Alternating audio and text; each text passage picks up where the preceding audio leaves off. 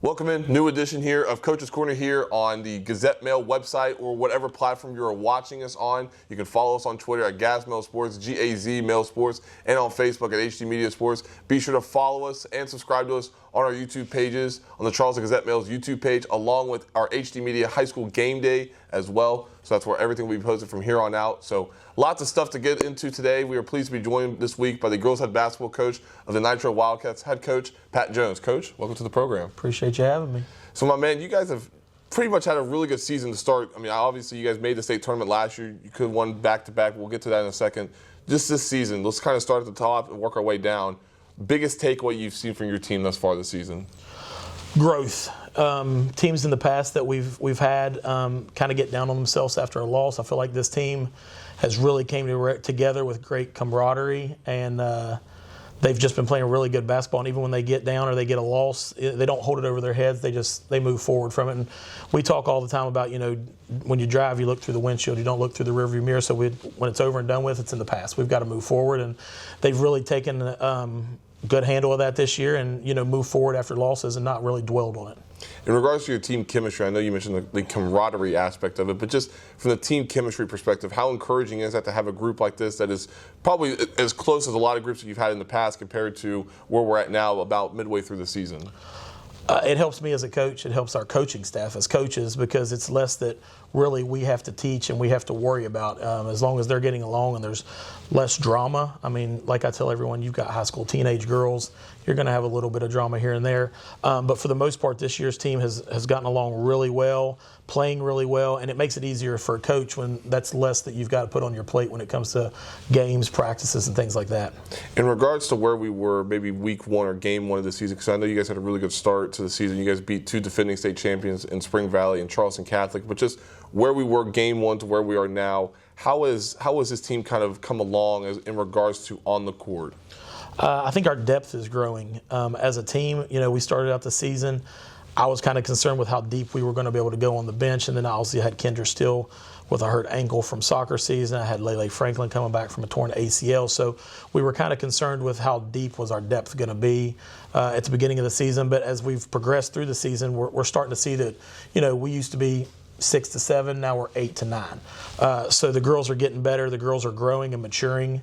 And they're starting to understand the game more with, the kind of schedule that we're in right now. It's giving girls an opportunity to get out there and kind of get comfortable and kind of realize, hey, I can do this. Coaches told me I can do it, but actually now that I'm out here on the floor, I can actually see that I can do it, and it makes it easier on us because then we can trust them to put them into the game. In regards to the schedule and with the depth as well, I know you guys I know you and I have talked before. You are not afraid to play a who's who in regards to who's really good in girls basketball, not even in this state, but even abroad as well. But just how important is it in those big games whenever you can go deep into your bench? Because whenever you go deep into your bench, those girls can probably step up. You get extra playing minutes down the road, and even could be a big key in the state tournament as well if you guys make it. Yeah, I mean, the strength of schedule is one of my key things. When we first came here, Steve Ash in the first couple of years was putting us up against top-ranked teams in the state, and he was like, this is what we're going to have to do if we want to compete for a state championship. I was like, you're absolutely right, but we're not ready for that yet. But over the years since we've been here, we feel like the stronger the strength of schedule is during the regular season, it prepares us more for the postseason. So, scheduling the Spring Valleys, the Charleston Catholics, the Morgantowns, the Greenbrier East, Martinsburgs, and even going out of state and playing teams down in South Carolina and things like that, just prepares you, for the postseason, and it only makes you better. I tell everybody all the time, you can go to the state tournament and be 2-22 in West Virginia. You could lose every game in the regular season and still win your regional and regional final and still make the state tournament. So we don't really dwell or look at what our record is during the season because we know at the end of the season, as long as we're where we need to be, we can still have an opportunity to make the state tournament. What's it going to take for this team to potentially get back to a similar position that you guys were in a season ago, and that is being in a state tournament and potentially competing for a state title? Again, just the team camaraderie. I think, we've got to stay together as a team. We're not going to win every game, but we're not going to lose every game. And I also think it comes down to your senior leadership. And I think Carson Jones has really stepped up. I've told her over the last couple of games, she's playing the type of basketball that we've expected from her since her sophomore year before she tore her ACL. But last year she came back, and at the end of the season we saw we saw what we could get out of her. And then it carried over to this year, but over the last probably 4 or 5 games, we've seen a different type of Carson, more physical inside, battling, finishing through contact and things like that. And we tell our girls every year, we're only going to go as far as our seniors carry us. And we have 2 seniors, one's a foreign exchange student, and then we've got Carson, who sees the majority of the floor as a senior, because we don't have a lot of size inside when you lose a Natalie Smith, and Carson's your go-to. So I tell them all the time, we've got to feed the horse. And that's no disrespect to Carson, but if we want to win a state championship, it's going to go through her, and it's going to go through her team leadership as a senior and carrying these girls, because most of our girls are juniors and sophomores. Yeah, so along that line, whenever you have a girl like Carson that's so experienced with not only the culture but the winning aspect of things, being in a couple of state titles now, along with a couple other girls like Brooklyn Colley and Micah Adams as well that have seen valuable time in those games, how important is that for you just to kind of lean on those girls, especially in the second half of the season, to potentially make a run towards another state title? Makes it easier, especially for coaches, because you've got girls that have been on the floor, they've experienced it, some wins, some losses. But as far as, I don't want to say leadership-wise, more comfortable. When we get to that stage and when we get to the bright lights, is what we call the Civic Center. It's a different type of atmosphere. And you've got Bree Gibson, Brooklyn, Micah, Carson. They've all got to really experience it over 2 years. Even as freshmen, they won a state championship. Last year as sophomores, they lost the state championship. But it gives them experience. They can be more comfortable when they step on the court. But it also allows them to talk to the other kids on the team and explain to them, like, it's just another game. Like, obviously the lights are brighter, but it's just another game. You just got to go out and relax and play the game that you've known how to play, because we tell these girls all the time, we wouldn't keep you on this team if we didn't think you at least knew something about basketball. How much of a fire, or how much of a little bit more energy are you seeing from those girls that competed in that state title game last year, now returning for you this season and potentially making a run? Are you seeing, or did you see during the offseason, that kind of a little bit uplift and a little bit more competitive spirit from those girls specifically? Oh, yeah, definitely. You could tell that losing last year's state championship, it's eating at them. They want the opportunity to get back. And I think we've got the opportunity. There's a lot of good teams in AAA basketball. I tell everybody I think AAA girls basketball is probably one of the toughest in the state. But no, they're hungrier. They were in the off season. Really wasn't so much of a, let's get in the gym, but anytime we had a fall league or a shootout, it was never me really having to get them in the gym to do it. They wanted to be there. They wanted to get better. And it makes it easier for all of our coaching staff when, we may have something going on, but we know they're going to be there. It's not something we have to reach out and kind of beg them to show up to because of what happened last season. They want the opportunity to get back and showcase their talents, but at the same time let everybody know we're just as good as we were last year, if not better. I know you've talked about some positives about potentially getting back to some want-tos as well, but what's something in your eyes that you guys need to clean up, especially now entering the second half of the season, making a push towards the postseason now? Probably just small things, like we've got to box out better. Our help side defense has to be better. Things that are, like I tell them all the time, they're correctable in practice. We've just got to work on them more. And with our schedule the way it is, playing just about every other night, it's hard to get into practice and really dial in on one specific thing every day. So it's more of a one day we're going to look at this, next day we're going to look at this, next practice we're going to look at this. But the girls have bought in. When practices, they're paying attention, they're focused, they're dialed in. And that's the one thing I tell them before every game when they step out on the court for the jump balls. Dial in. I need you for 32 minutes. Just dial in and, let's go out and get a victory. And then tomorrow we'll go back and we'll see what we need to work on to, fix it for the next game. So we're more prepared for the next game. I want to go back to that Greenbrier East game because I was here for that game. It was a really competitive game throughout the full duration of the game. And you saw 2 players from Ava Workman and Kennedy Stewart that really lit up the scoreboard for them. How much of a learning tool did you use that game just in regards to that was a state tournament game in essence? Yeah, and that's what we told the girls in the locker room. Obviously, you never want to lose a game, especially that caliber of a game on your home floor. But Greenbrier East is a good team. I think they're returning all 5 starters from last year, and they got knocked out in the semifinals. So they're just as hungry as we are. But they came out, they battled, and what I liked most about the game, even though we did lose, is we got down 17 points, but we cut it to 2 in the fourth quarter. So we were still in the game. I just think that, we wore ourselves out. We were gassed. And as a coach, conditioning-wise, that's something that I have to, do better. Especially if you want to win a state championship on that big a floor at the Civic Center.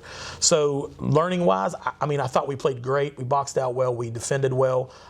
They just shot extremely well from the outside. I think they made 4 more threes than we did, and we got beat by 11.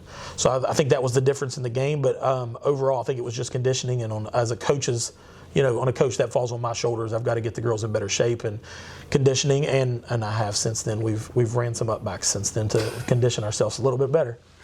In regards to this class, AAA field, you mentioned how you think it's one of the more competitive. I think it is the most competitive class, top to bottom, in the state of West Virginia. You got you all, Greenbrier East, Spring Valley, East Fairmont as well. There's a handful of teams that I'm also forgetting as well that's really competitive. John Marshall. Yeah, John Marshall as well. They're having a great season as well. There's a lot of good teams in this class, AAA field. What's your general theme, or what's your general takeaway in regards to what you're seeing with this class? I mean, it's exciting as a coach because, especially for me where I have a strength of schedule that's, we want to play the best of the best just to continue to get better, whether we win or lose. I tell the girls it's not a loss, it's a learning experience. But, we've played Spring Valley this year, first game of the season for them, and we beat them. But they're only going to get better through the next 21 games. We don't play East Fairmont. We've played Greenbrier East here, lost to them. We still go to them. Another learning experience, whether we win or lose. We don't play John Marshall.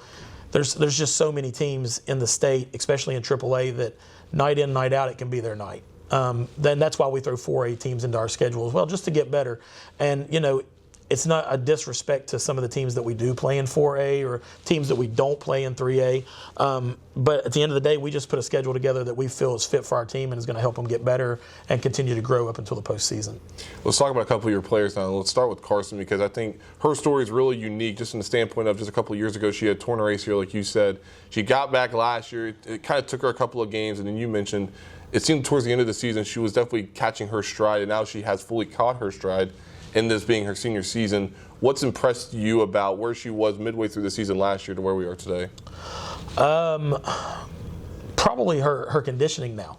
At the beginning of the year, she was a handful because we were trying to get her to condition and get her to push herself over that hurdle. She would get to it, but she didn't want to clear it. I feel like over about the last month, probably right before Christmas break against Virginia, I think we played them down at the FCA, I saw a different Carson there. And then we went to Morgantown, the first game back in January, and I think she finished with 27 and 14 or something like that, 22 and 14. So I think Carson's also seen she knows what she can do. She knows it's there, it's obtainable, and I think that's what she's out to do now. She's proving people what I've been telling her for the last 2 years is there, and it's been in reach. It was just her wanting to reach out and grab it. And over the past probably 4 or 5 games, I've seen a different Carson, and I'm hoping that this carries over through the end of the season, which is what I told her after the game the other night against Ripley here. In regards to Brooklyn Colley, I know you and I have talked before about just losing Natalie last season, such as a prolific scorer for you guys, a prolific presence as well. But it seems like Brooklyn's kind of slowly immersed herself as the girl that you guys go to in key situations. Maybe I'm wrong with that, but just from your perspective, what has stood out to you about Brooklyn in regards to her game and where she still stands, still being in her junior season? Yeah, I mean, Brooklyn's an outstanding shooter from the outside and even getting to the basket. She'll drive to the basket and hit a floater every now and again. But yeah, I mean, I don't want to say she's the go-to player. We have several scorers on our team. Yeah. Bree Gibson at any time can knock down an outside shot or a mid-range. I tell her mid-range shot's probably one of the best in the state. And then you've got Carson, you've got Micah, you've got Bailey, who's stepped up extremely well since blowing her ACL last year as well. But yeah, I think Brooklyn is, the one girl that if we need a basket, we know if we ask her to get it, she's going to go out and get it. Yeah. And so we're excited. I mean, with a junior class pretty much minus Carson, we're excited for not just this year, but what next year is going to entail with everybody that's coming back, because we're only going to lose one girl this year on our roster. But yeah, I would say that, if there's one girl that we would want to take a shot, there's multiple girls on the team, but I feel like between Bree and Brooklyn, they're the most confident in knocking down the outside shot. So I'll kind of allow you to open up your roster book now. I know we mentioned Carson, we just mentioned Brooklyn, but I know you mentioned Micah, I know you mentioned Bree, Bailey as well, but who's a girl in your mind that has made a tremendous stride in their game from earlier this season to where we are today? Probably Bailey Elkins. We've been telling Bailey since the beginning of the year, like, shoot the ball. And there was several times before the Greenbrier East game where she would pass up a lot of open shots. And, I was wondering, I was like, you've got to take that shot, because if anything, it's going to draw the defender out on you to open the post up more for Carson to get the ball. And if you don't want to shoot it, at least, shoot it once or twice to draw them out, and then maybe look inside to Carson. Or fan after you throw it to Carson. Maybe we can kick it back out to you, but you've got to take the shot when it's given to you. And I think she's really taken that, and especially since the Greenbrier East game, I think she had 7 threes, which we've been telling her all year, you can do that night in and night out if you just take the shot when it's given to you. But I also think that she's a very unselfish ball player, which every girl on our team is very unselfish. And there's times when I have to get on everybody about, you passed up an open shot, which I'm not upset about because the next shot was open. But there's times when you've got to take that shot also, because it's going to make a difference in, opening up the post for Carson. Because if a team doesn't think you're going to shoot the ball, they're not going to come out and guard you. But I think probably Bailey Elkins, especially coming back from a torn ACL. I think she got in maybe 30 seconds at the end of last season just to have an opportunity to make a layup. But she's really pushed herself in the all season from soccer into basketball season and conditioned really well. And I think she's kind of put the knee injury behind her, which I've always told girls, from a mental standpoint, that's something that's hard to do. But she plays like, even though she's wearing a brace, that both knees are completely fine and that she's never had an issue. Let's get personal here in the last couple of minutes now.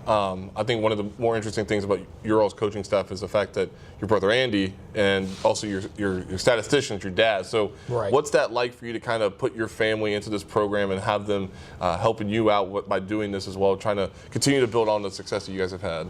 It's fun, just because I'm a family person. And that's the one thing that, every time we leave the locker room before a game or even after a game, we're 1, 2, 3 family. So we're a big family. I don't like the drama, and I tell everybody that. Unfortunately, you got high school teenage girls, you're going to have drama. I mean, it's inevitable. But no, it's fun because, I tell everybody, you only get one mom, you get one dad. So to be able to experience a state championship, with your dad, watching him do snow angels on a court after you win one, it's amazing. And then, we've got my brother who we call him the hype man. He's very loud, but he gets the girl. He gets them bought in. Yeah. Especially if you're down and you make a good little run just to cut the lead. I mean, if you're watching games, you'll see the infamous crab walk, as we call it. But I mean, it's just really fun to know that you've got your mom in the stands and your wife and kids in the stands, but you've got your brother on the bench beside you giving you advice. And I will say at times he's given me really good advice. I would never admit it to him, but there has been times he's given us really good advice, especially on a defensive standpoint. And then to have your dad at the scorebook, you can't really ask for anything else. It's fun. And then you've got, amazing staff altogether, not just them, but that was going to be my next question. Yeah. I mean, you've got Coach Swain and JR who coached me and Andy when we were in junior high school. So, and I tell everybody, I take the wins and losses, but at the end of the day, they're just as important to me as my brother and my dad, because I still learn from them to this day.